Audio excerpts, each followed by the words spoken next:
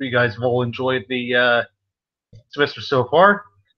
And let's get this last one started. So, first one we're going to talk about is based on Pringle. Get something set up. Yeah, based on Pringle, how's the city of Anaheim developed? How has the city of Anaheim developed relationships with the private sector, and what were the main ideas behind the Enterprise Visual and Operations Center? So, what do you guys say? You guys want to start with that one? Yeah, we can. Sure. That was the. That's question one. Okay. Let's see. So, from what I read about it, basically the major connection with Anaheim with the private sector was it's financially based, because it's it's Disneyland and Angel Stadium, Honda Center, all that stuff. But they got involved with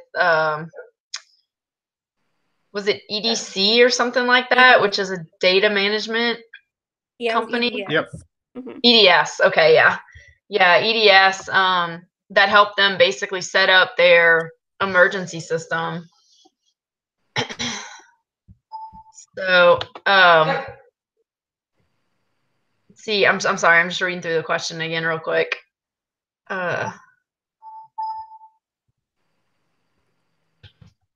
So the mission support platform, it said that it was basically it was what they set up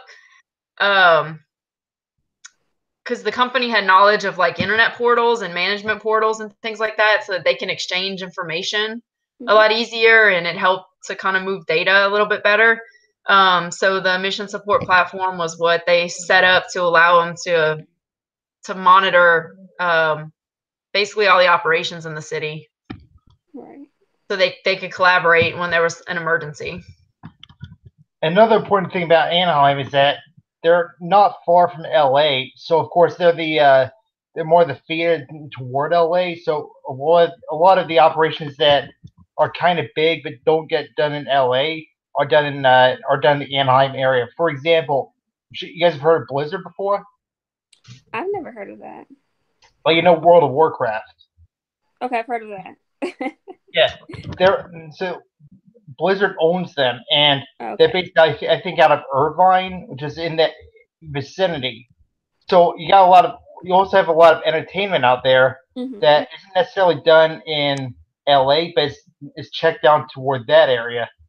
So I think there's a lot of that private sector, but also the fact that you have Blizzard out there and several others. So that means you've got a lot of out there. So I think that's certainly something else that would help them be able to do that, to be able to accomplish that goal. Okay, let me double check that. But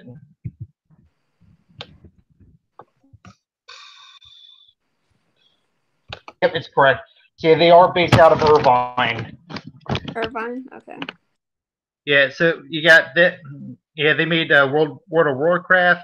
You got Diablo 3 from them. So I mean, that's some pretty big. Those are some pretty big stuff from them. And that's not directly out of Anaheim, but like I said, it's in the Orange County area.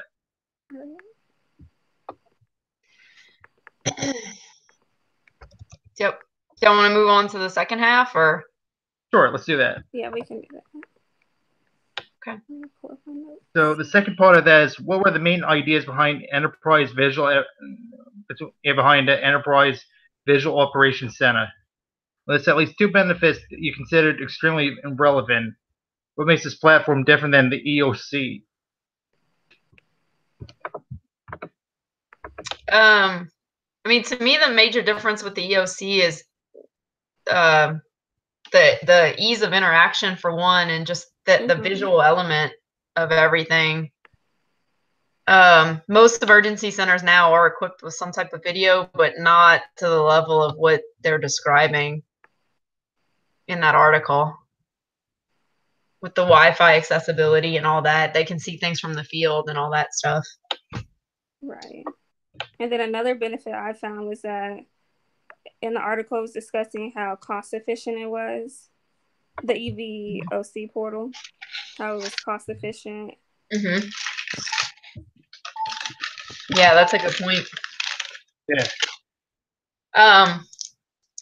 The other, what was the other? There was something about a preference. I'm sorry, it's been a minute since I read the questions. It's all right.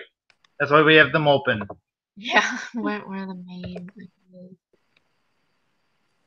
Oh, so the benefits.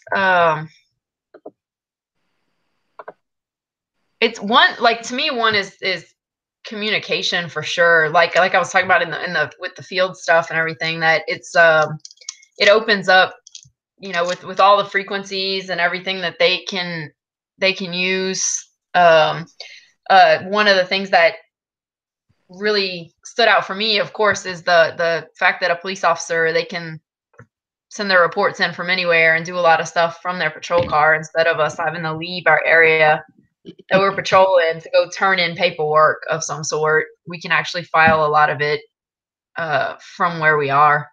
So that's pretty cool, because a big part of it is presence. And also that increases in efficiency because you're not having to wait until you get home or till you get back to the station to submit that stuff. You can just do it wherever you are and just submit it, nice and easy. Which means you can just keep doing doing your job. Not have to worry about crap. Late tonight, I got to do about 3 hours of paperwork. You can do that paperwork right there, no problem. Right. Yeah, and that way you can get flagged down on something else so that you can do more paperwork. True, but at least it's increasing the efficiency of what you're trying to do. Mm-hmm. Mm-hmm. Yeah, for sure. And as we've been discussing all semester, you know, efficiency is key, and resilience, and a whole lot of other things. I mean, let's face it, Anaheim. Out in Anaheim, you got a lot of you're still in the earthquake-prone areas of the United States, and additionally, you got a lot of wildfires out there. In fact, I got an aunt that lives out in the Orange County area, and yet they get quite a few fires in that area. So again, that communications that we're talking about is not only important to the police. If you think about it, the firefighters probably need that. I would say, correct me if I'm not mistaken, probably a little bit more than the police officers at that point, because firefighters need to know where the fire is, what they need to be able to put that fire out, and how to build the resiliency of that area. That, as we've said, let's face it, they got a lot of fires. I mean, of course, the majority of the fires that we're hearing about now are in North California. They had one in Riverside not that long ago that, fortunately, thank God, it didn't do too much damage, or at least to people. But you know, it's still in the Southern California area, and so I think that something like what we're talking about would definitely need, you know, like efficient communications, like we're talking about, efficient technology to be able to funnel a lot of people, a lot of firefighters in, and be able to just be able to knock out that fire quickly and save a lot of lives, a lot of property and infrastructure. Yeah, it would help delegate resources a lot better for sure. Yeah. The other thing, it's kind of sort of along those lines. The other thing I thought was pretty cool about it is the way it does the kind of perimeter system around a certain area, like for example, say the convention center, or like it mentioned the convention center in the report or in the paper, but basically what I liked about it with CCTV, it's a lot more prevalent. You kind of get monitoring systems in a lot of cities, but what this does is if there's anything that happens within a certain area of the facility, it sends an email to the facility and lets them know. And I think that's really cool, because a lot of times, you know, there may be security issues or just operational issues that the places don't even know about, but with the system, without any extra manpower being expended, they can get the email saying, hey, we have this issue, just so you know. That's pretty cool. Right. Do you think so? Do you think if like this new system where like the wireless, you can submit paperwork electronically, if it ever fails, like during like while the police officer is out, if it ever fails or like the system is down, do you think that would like affect the police department tremendously? No, because our system goes down all the time. So I mean, the only thing that I can say is like with our newer reporting system, we can't book a physical person into jail until you've put in certain information in the system. So that's the only issue, is that when the system goes down, it's extremely difficult if you have someone arrested to take care of them in any reasonable amount of time. Because I mean, the system could be down for hours or 5 minutes. You have no idea. So you're kind of just sitting with this person who is not very happy with you in the back of your patrol car until it can be figured out. Because they will not allow you, without the electronic transfer, they won't allow you to book the person. If I'm not mistaken, you have to have that person in the custody within a certain amount of time, correct?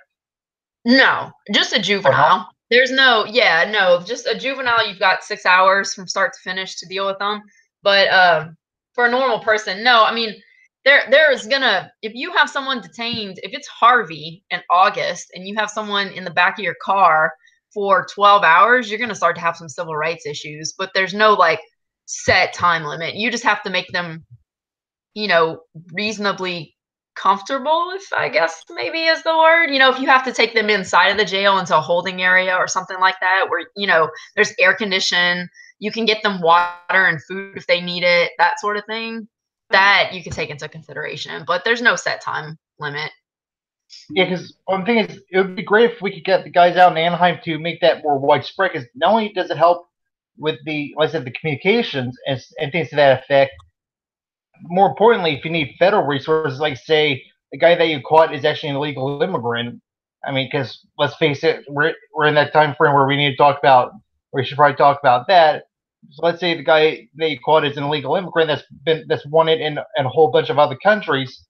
You probably need to get ICE involved or people like that involved to say, hey, we got this guy that you've been looking for. Are you asking me how Houston does it? Because we don't ask about immigration status. So we're not a sanctuary city per se, but our policy has always been one of don't ask, don't tell. We were always told that that's not our job, and there's no, I mean, I'm sure if they committed murder, we'd be talking a different story, but for the most part, if you're being booked in for something simple, we're not going to contact ICE. Now, whether that gets brought up in their booking process, that's another thing. But as an officer on the street, it's not worth the time involved. I mean, this is not a political opinion. This is just my personal opinion. It takes a lot of time to make those contacts and do that exchange, if you need to do that exchange and all that sort of thing. And we were always told from supervisory standpoint, get them, if you need to process them. But then if something else happens afterwards, that's from the booking standpoint, not street officer standpoint. So fair enough. It seems like something like that maybe increase the communications, or perhaps maybe you just need the FBI, or are there times where you need the FBI to get in there for certain issues, like maybe on the street? Yeah, for something like that, where if it's like an FBI deal, they can flag the system. I mean, if it's an immigrant who's a habitual offender or violent offender, or there is some extraneous reason that they need to be processed by ICE, then they can put an alert in our system, and it tells us, hey, you have to contact such and such an agency. But for the most part, when you're talking about a citizen whose only crime really is having crossed the country illegally, that's not something we are going to spend time pursuing, frankly. Fair enough. Well, I'm thinking more like when I was talking about the FBI, I was thinking like things, for example, like, because I know police officers are able to check for warrants, and let's say the guy's got a warrant all the way in Washington State. He's been hiding out in Houston.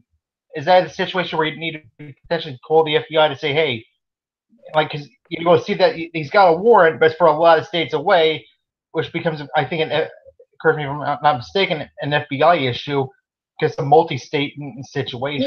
No. It just, if the warrant is, so basically what happens is, so Washington, if it's Washington, so you book the guy in, it comes up with an alert of the Washington warrant.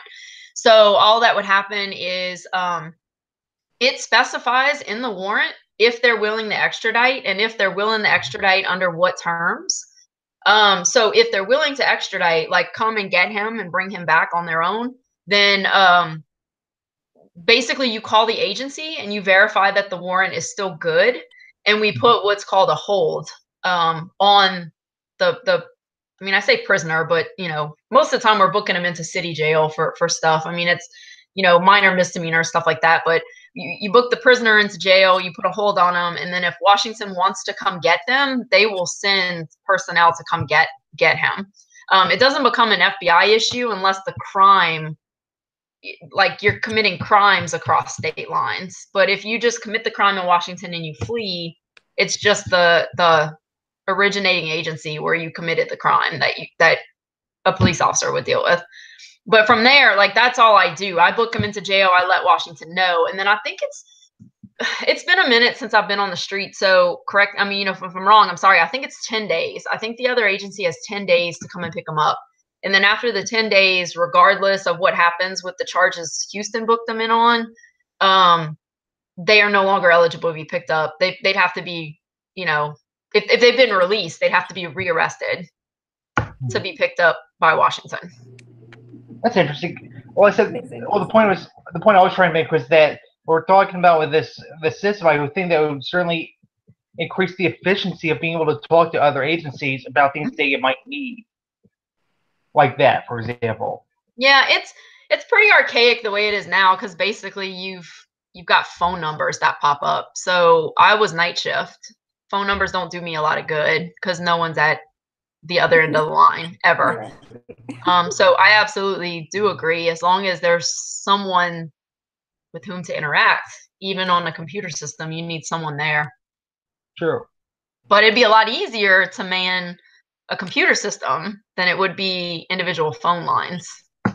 Yeah, you get a 24-hour tech support team at the rate. Mm-hmm. That's where you actually have somebody you're able to talk to. Yeah, because in order to book somebody on a warrant that's out of the county, you have to see a judge first, because the judge has to read them a warning. So the agency, Washington, would have to send me paperwork on his warrant. So I'd have to call them and verify it, and then they would have to. We call it telefax because we're in the 1980s still. But they would have to telefax the jail his actual warrant or her actual warrant, and then you take that person before the judge. The judge reads them the warrant, makes sure they understands it, and lets them sign for the fact that they know they're going to be in custody for this warrant and what their options are. So It's a little bit of a process that if you could access some kind of way on the system and actually get the warrant, it would be really helpful. Because I was thinking something like the enterprise VOC thing may actually help. Like, we're talking about some of the efficiency things that it provides. I was thinking like that's one area that might actually benefit too. Mm-hmm. Yeah. I think you're going to say something, Naria? Oh, no, I was agreeing. I agree with everything I was saying. Oh, there you go. All right, so I think we've done that one. Let's talk about what Wynn thinks about unified public safety, wireless communication in Travis County, and participate in partnership initiatives. How does CTECC compare with Harris County's TransStar? So is TransStar like, does it just have like emergency contact, traffic conditions and stuff like that? Or is it something different? It deals a lot with the transportation aspects of stuff. Okay. So it's pretty broad, but yeah, basically. Okay. Are those the guys in charge of the? Are those the guys in charge of those big signs that you see on the freeway that light up with those yellow letters saying, "Hey, prepare for hurricanes or things of that effect. Is that true? Is that true? Yeah. And they monitor the roadways with camera systems. So kind of they described it a little bit in the article, but you can basically, as like I would get a call from TransStar that says, hey, there's a tire on the freeway.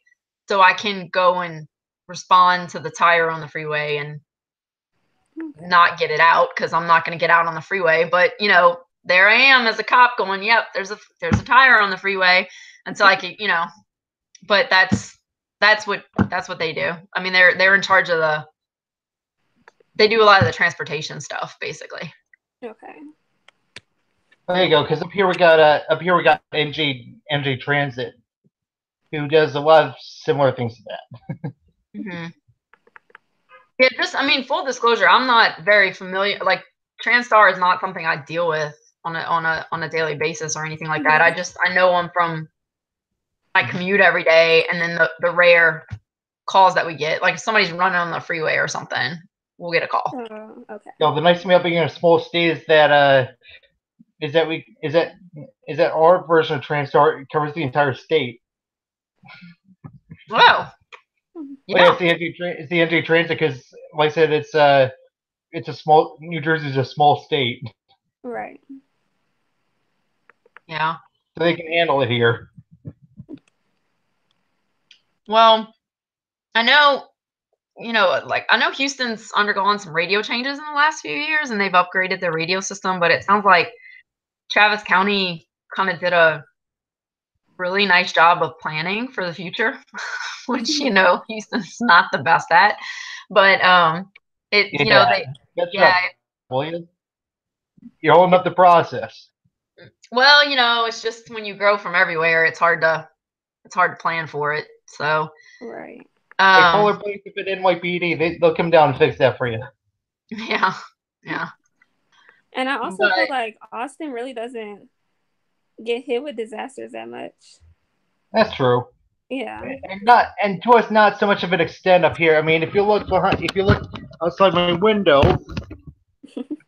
you'll see the water park in pretty good condition, which is impressive considering that they took some hit after Sandy.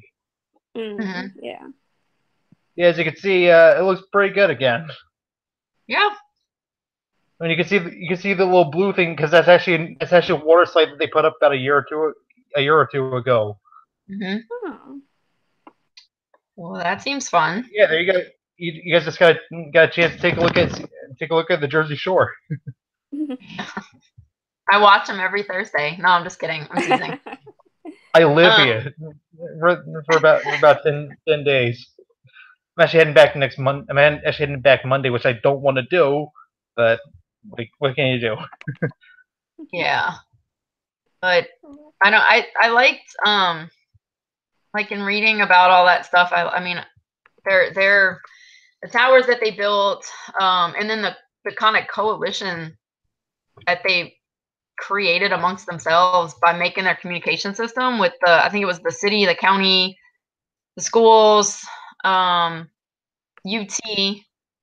was it the government and something else? Oh, the transportation people. So they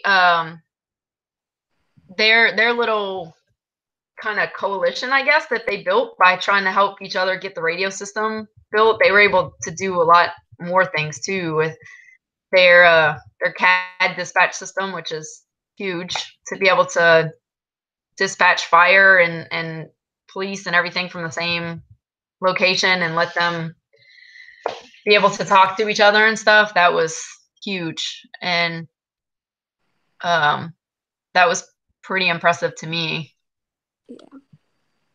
Yeah.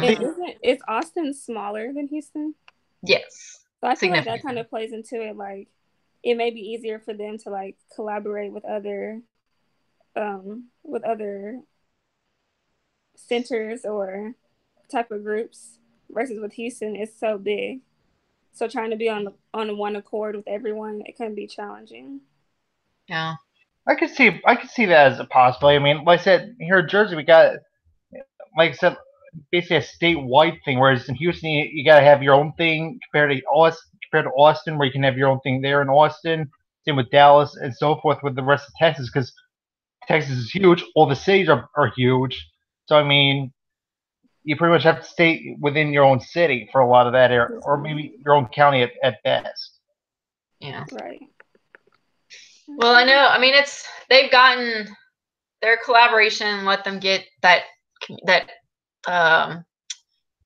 emergency center. I don't know what I'm trying to say right now, but like a facility built where, you know, they're all housed under one roof. So it's, you know, I think it was like 150 people or something that are all working at the same time, and they have room for more if they need it. And the building is green with technology and all that stuff. And it was rated for tornadoes and kind of like built to withstand issues from the beginning. So that's cool because like our TransStar is not in the same place as our emergency communication center. It's in two separate locations. So even though they communicate, it's still in two different places. Yeah, So, I would think if God forbid another big storm hit, you'd be kind of being a big issue there, because I mean you're talking about two things in completely separate areas, both requiring communication, but they're not in the same building. Right. Yeah. Like you get another thing like Harvey or something. That's not good. That's not a good situation down there. They should put it into a spot that is at least high-ish ground, but not going to be too affected, but built like a pretty normal hurricane. mm-hmm. Whatever normal is for hurricanes. Yeah. Let's see. I'm trying to think of what else. There was something about the camera systems are all on traffics and traffic signals are all on cameras and stuff. So that was cool too, because if there's like problems that pop up, you kind of know right away. Like TxDOT will know right away.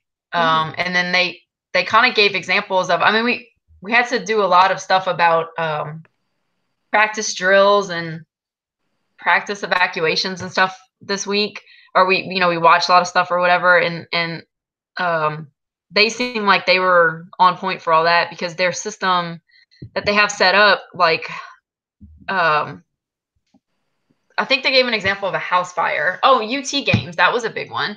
The UT games, because I mean, yeah, Austin's smaller, but they deal with, you know, tens of thousands of people gathered in one place to watch the UT games. So their systems that they were able to set up, they can monitor that completely, and they're all in one place with camera systems and whatnot, and they can watch everything. It's pretty cool. Mm-hmm. And then you also have you have 6th Street, which is like brings in a lot of people from everywhere else, which is kind of like New Orleans, a street where like you just have fun and party. Yeah, and it's the capital, so there's a lot of governmental issues and people that need to be protected and coddled and whatnot. So,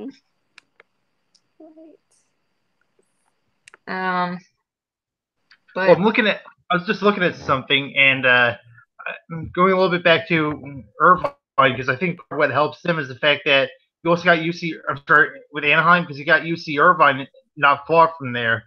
And I saw that they have a computer sciences program that's pretty good, apparently. And you're talking about how UT helps out with their version of their TransStar system, or their version of it out there in Austin. I would think something like that would certainly help the guys out in Anaheim. So I'm thinking what Houston should do is talk to the guys at U of H, because I think they're pretty good at computer science, if I'm not mistaken. Even Sam Houston State, we got pretty good computer systems. Yeah, just talk to them and say and ask them to help push Houston from 1980 into 2018. Yeah, because that would certainly help Houston. I mean, you see the traffic in Houston, forget about it. Yeah, we invest a lot of money in systems that are outdated when we buy them, so people don't want to upgrade to other systems. So, because it's not really. Some of those systems might be cheaper in the long run. Yeah, smart thinking, Houston. Well, I mean, the problem is when you're political and you depend on the vote you're not going to get before your public and say, hey, you know what? Sorry, we screwed up on that last one. Can we have a redo?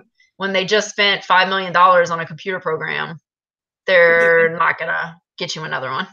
Yeah, speaking of things like that, did you guys see that new plan for I-45 or whatever it was along with I-10 that came out? I think it's like sometime last year after Harvey.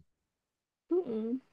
Okay, so apparently they're talking about tunneling 45 and I-10 underneath the center of downtown, like right around the baseball stadium there. I was like, hey morons, what do you think is going to happen when a big hurricane comes through there again? You think 45 is bad now? Wait till you see what happens with that. Right. I saw that plan. It's like, guys, you guys have no idea what happens in a flood like that. Talking about putting a big tunnel there? That's not smart. Yeah. Like using traffic is horrible, but you do that, you get a flood, forget about it. Mm-hmm. I mean, you make LA's traffic look like nothing. Yeah. You can get LA to go from horrible traffic to at least not as bad as Houston. I mean, we're better than LA, but that's not saying much. Right. Right. But, I was coming down the Parkway the other day from the airport, and it was actually pretty good down the Parkway. It's like, I mean, I hear a lot of people saying, "Oh, Jersey Parkway's bad." It's like, it wasn't that bad. I think it was like almost midnight, or just almost 1 o'clock in the morning, so that might do it. But point being is like, I've seen 45 after about 1 o'clock, and it's actually worse than the Parkway at that time. Mm-hmm. Yeah, I mean that's been a debate in Houston for a long, long time, the road system. So I don't know. We'll see. They tried to do Metro, didn't work. So okay, so you guys may not remember this, but there was a time when Continental used to fly little prop planes down at Ellington Field, so that to commute people from the Clear Lake area up to over to the big airport to connect them to wherever they needed to go. Smart. See, you're saving people on a lot of traffic, and you're getting them out of the smaller airport. You're getting them out of Center Point there, getting them to the big airport, and then letting them pick where they want to go. That's smart. That's smart. That's people who have money. Yes, but see, that's where you might want to use some of the private sector people and say, "Hey, we'll give you some initiative if you want to start that up again. Like, we'll help build the TSA thing up to where it needs to be. We'll help you do that if you want to start sending planes back down that way, because that way we can help alleviate the traffic going to the airport, especially at critical times of the year. Like, I don't know, maybe when a hurricane's about to hit, you may want to have like Ellington Field with a big tower to like a big parking garage. I mean, that might help.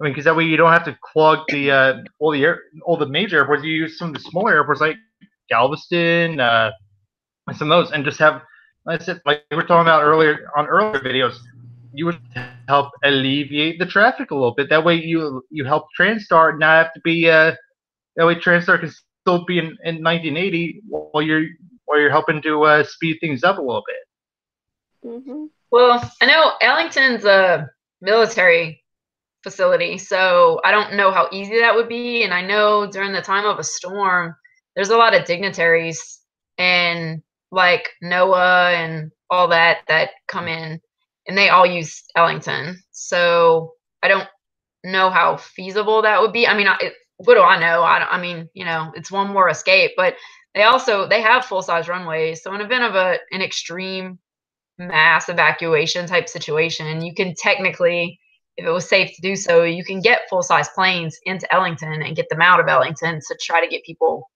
evacuated. So, well, talking about back then, yeah, I guess that's true. I was just thinking more like, like I said, back when Continental used to do it, like now you just use United because they merged. You just tell, hey, United, why don't you do what Continental did? That was really helpful. Yeah, but there's a lot of systems that are airport transport things where it's ground, yeah, but you can book shuttles. So I mean, as long as you're giving yourself enough time, there are cheap ways to get to the airport where you're not driving your own vehicle and all that kind of stuff. I mean, plus there's Uber, and let's be honest, Uber is hella easy. Yeah. I was also gonna say, but then again, it's United, and since when does United do anything helpful? Well, yeah. I mean, I don't know. That's pretty extreme. I live south. I live near Galveston, and I don't think that I would charter a flight to, even if I was flying out of Bush, I don't think I would charter a flight to Bush. That's like I have way too much money and I just don't know what to do with it. So Well, I don't because know. actually what Continental did was, I think it was like just part as like a connection fee. Like you didn't even pay, like as long as you were flying out of Bush from that point, they wouldn't charge you for that. Like you'd only pay the airfare if Bush was going to be your final destination. But They like if charge you for peanuts now, though. I don't think we're living in that world anymore. True, we're not. Yeah, customer service and airlines don't really get along. Like I said, since when does United do anything helpful? I was stuck at Bush Airport for like 6 hours that day. Yeah, I was flying up here. yeah. Partly due to the weather up in North Jersey, but United kind of screwed things up a little bit because they could have flown us out like when on time, Mm-hmm. and Newark was actually having a break in the weather when we were supposed to land. So I was like, "Hey, United, thanks for screwing that up again." Yeah. So I didn't even, which is why I was on the Parkway at like 1 a.m. Yeah. Let's see. I think we pretty much covered that one, right? Yeah, I think so. Yeah. The last part is select one emerging technology of your choice that may be applied to assist your agency with better crisis and emergency and disaster planning. Describe whether the technology is open access or proprietary. If the latter, discuss developer and source. Describe its characteristics as well as methods of usage and application. So here's what I was thinking was artificial intelligence. See, we're talking about how we need somebody. You're talking about how you needed somebody that was able to talk, that you're able to talk to. Mm-hmm. When you submit those reports. How about artificial intelligence?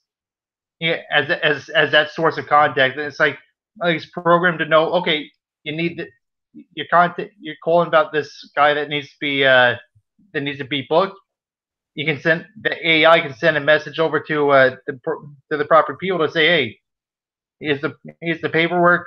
Let's do it. Mm-hmm.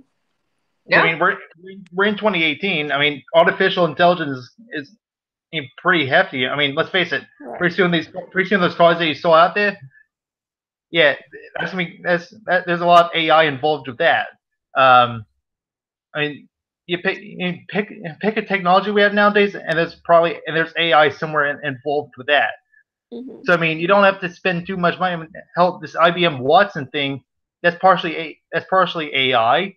So the thing is, an emerging technology they can use to prove things like communications and things to that effect. I would think AI would be one of the artificial intelligence would be one of those areas they can use. Yeah, I mean, oh, go ahead. I'm sorry. Oh, I was gonna say the only con I can see with AI is technology. Like it's always gonna have faults in the system, so you can't like put 100% trust in the system because there could be some days where things can happen, things can fail, and then you have to go to plan B. And so that would be something you would have to plan out before. Yes, but with that being said, we were talking about how I was saying earlier how it'd be good to have like a was an IT department available 24/7. Well, how about I was thinking like, well, why not AI as an alternative? That way, now you would still need an IT department Mm-hmm. to help resolve some of those issues, but chances are you're not going to need the IT department open 24/7 if you got AI going normally most of the time. Right. Now, obviously, you need some backups, but for the most part, you're going to need some backups probably. For the most part, I'm thinking AI seems like a pretty good idea. Right.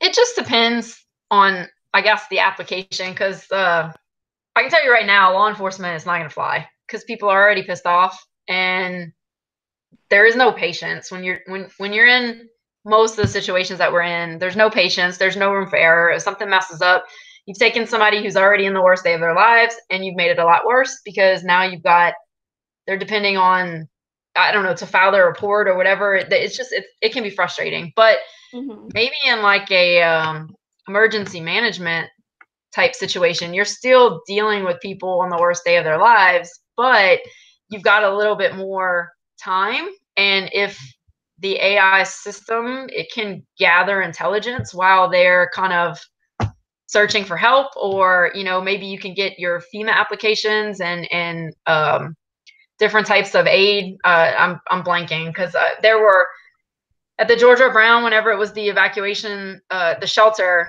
there were like 800 different individual places that were set up to where, hey, do you need this kind of aid? Come here. If you need this kind of aid, come here. If you need this kind of aid, come here. And maybe something like what you're talking about, if you had like a central AI-based system where you can help people get what they want, and at the same time you can help capture information that you could then use.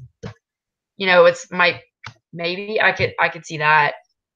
But don't give people too much credit, because I mean, you have to dumb down the system to the lowest common denominator. And I don't mean that in a mean way, but like, you literally have to have your system. The system can't get smarter.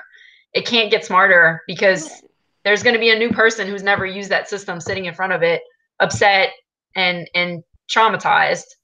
So kind of the benefits to AI go out the window for a lot of it, other than back end data capture. That's true.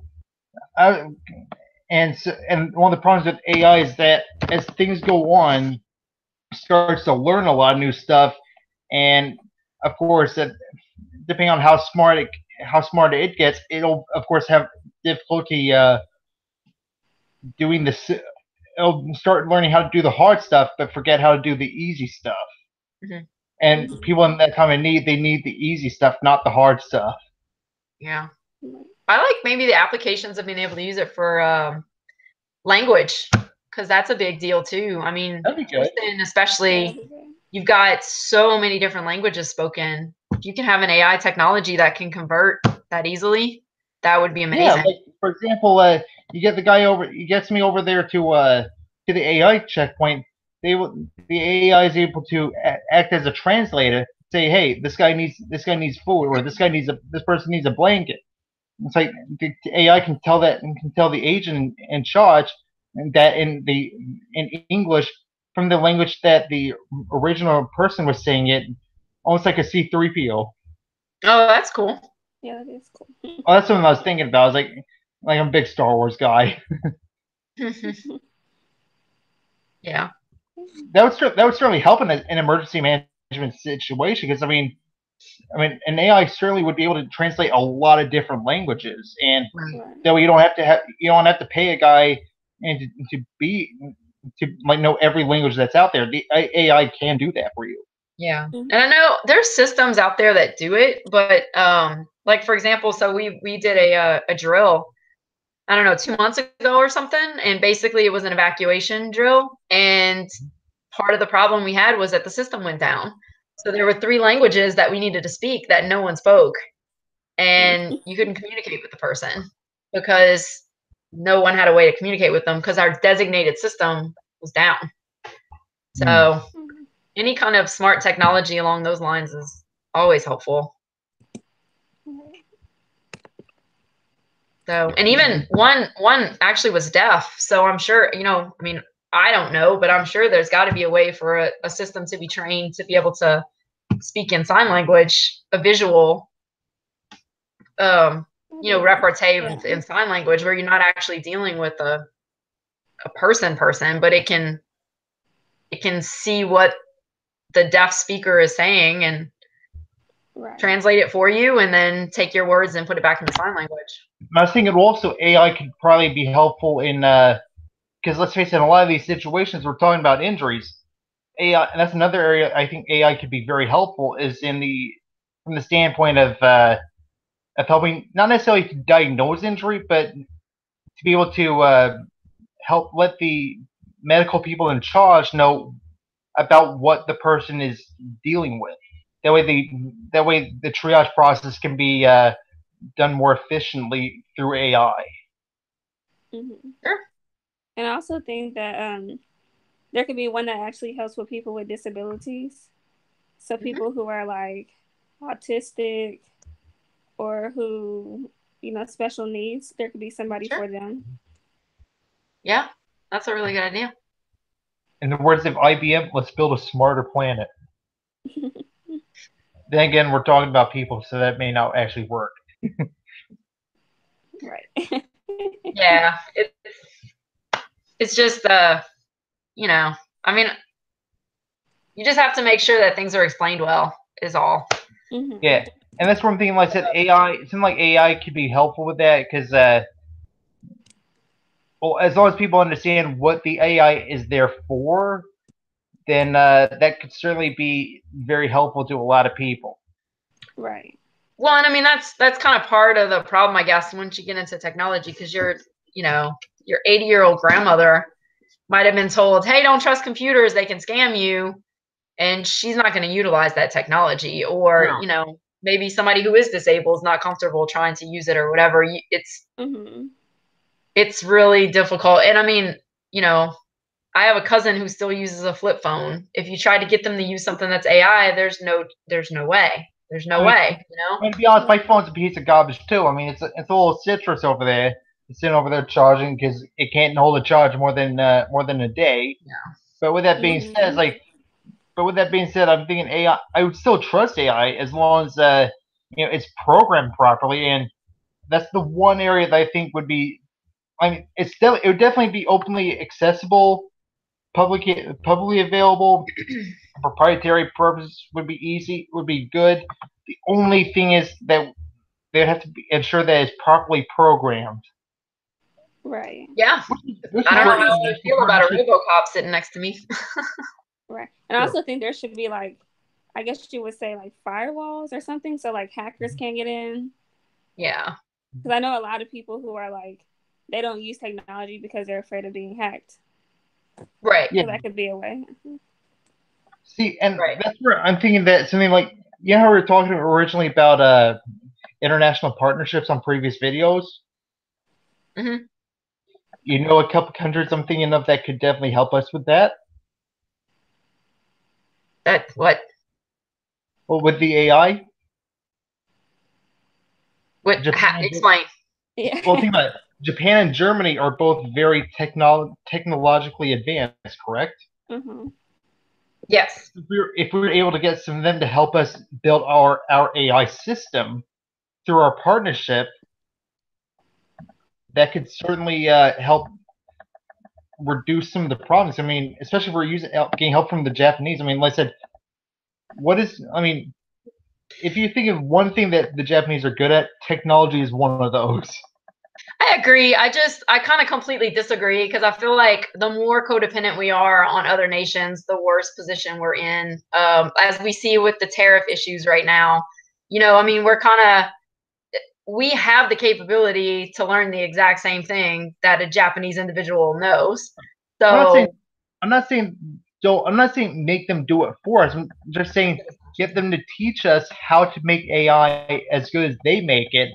That way we can create our own version with at least some distance from them. You're talking to the most suspicious person on the planet, and I don't want you to teach me. I get what you're saying, but we have private enterprise here, so there are ways for us to get that done and depend on ourselves to do it. And government agencies, if it's something that's worth it, we can invest money into it. I mean, NASA's the prime example. If it's something that you want to do, you're going to go to the moon. Now we're riding shotgun, from other countries' vehicles, but NASA just said, you know what? Don't want to depend on other countries anymore. Guess what we just announced? We're going to start launching into outer space again, actual humans into outer space again. So, I mean, that's brilliant because, I mean, Boeing does more than, for example, just planes. Like Boeing and NASA are definitely too big. Boeing and NASA are two big technology industries. With one of them, of course, a government agency. then Boeing, of course, is involved with a lot of technology too.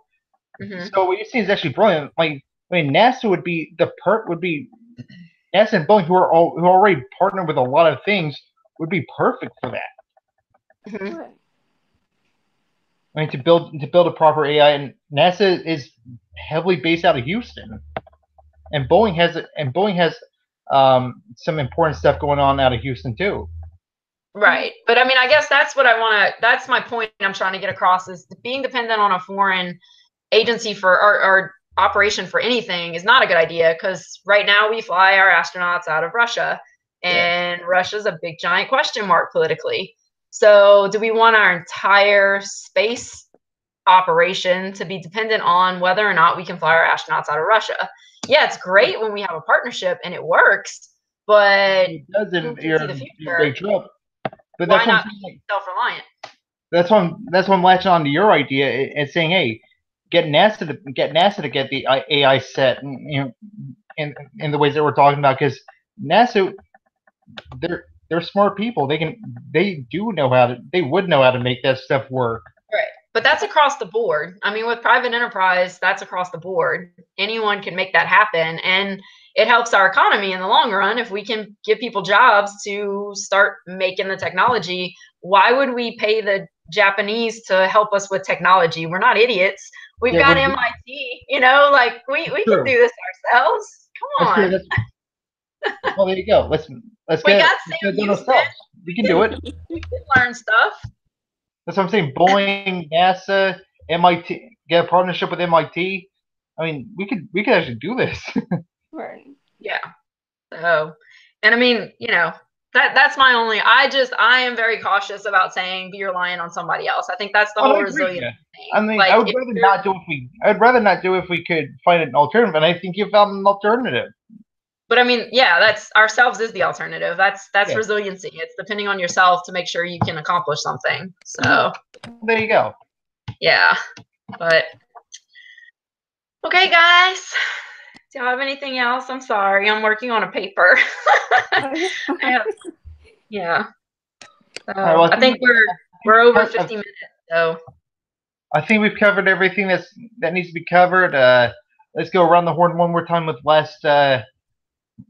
final thoughts. So we'll start with you, Amy, then Nahrya, then I'll get my last thought in, and then just that it was it was super interesting watching the videos on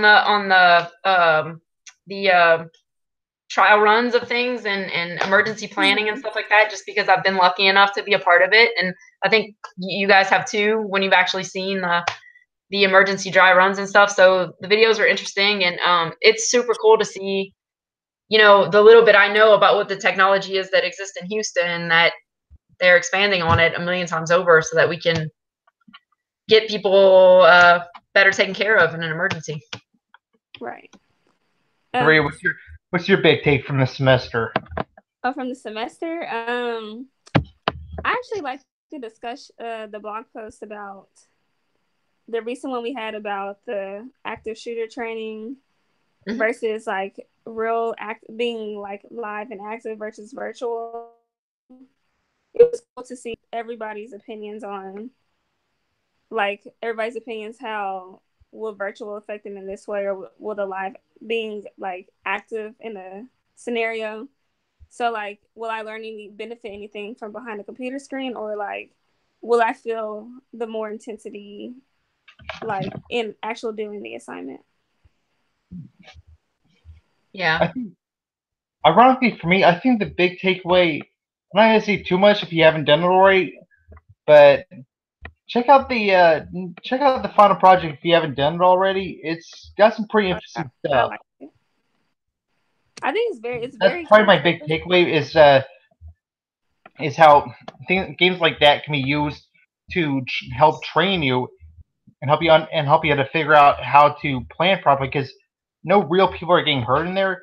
But if you're like me, I'm just trying to make sure I get it right, get as few people dead as possible, and basically save as many lives as possible. And for me, that's the fun of it. It's like it's just that challenge of trying to save as many lives as possible. For me, it's like I think as that kind of technology and that kind of systems goes forward, I think that will definitely help with the emergency management situation. My one gripe with that is that they did not include volcanoes, because that's something that I think would definitely have been helpful. But then again, they had something on there saying that if you wanted to help them fund additional, so go ahead and send some money. I'll probably give them a few my take on that one. But then again, that might make it a little bit longer for some people to do that final project. Yeah. Right. I enjoyed that one as well. Glad you brought that one up. Yeah, I think it's a very creative thing to do. Yeah. And it's actually like, it's kind of fun because like it's a video game. So. Mm-hmm. Yeah, I'm a big gamer. Okay. Yes. All right, so I think that'll do for this last video. It's been an absolute pleasure working with you, and enjoy doing whatever you've been doing. I just find it funny that I just find funny this entire semester we've been in the same state for a video once. Like the first week, Amy, I think you were in California. 7 week, Naria, I think you were in the Bahamas. Bahamas, yeah. Last week, I think last week we were in the same state. Now I'm up in Jersey. We're really testing this We're really testing this online learning stuff, aren't we? Yeah. Right. And when does everybody graduate? What's that? I said, when does everybody graduate? If I can finish my paper, hopefully now. But I've got to submit. So. Well, congratulations to you, Amy. I'm supposed to be getting out of here I'm supposed to be graduating next spring. Actually, the spring coming up. That should be my last go round. Sorry, guys. Yes. Well, good luck to everybody. Yeah, it was nice to meet you both. Can't believe I lasted almost a whole semester without the dog barking. It was nice to meet you both. Thank you guys very much. You want to introduce that dog to us? Hold on. Hey. Because that'd be a good note to end on. This is Zoe. Let's see if I can get her up now. She ain't having it. No, her daddy's home. She wants to go downstairs. So that's a good note to end on. Yeah. Sorry, guys. All right. Well, it was nice to meet you both. We will now end it. Thank you so much, everybody, for all your help. It's been an absolute pleasure. Let's get this thing submitted, and good luck to everybody with your future endeavors. And hopefully, I'll see some of you guys in another class. Those of you that are graduating, congratulations. Thank you. All right, guys. See y'all later. Bye. Bye-bye.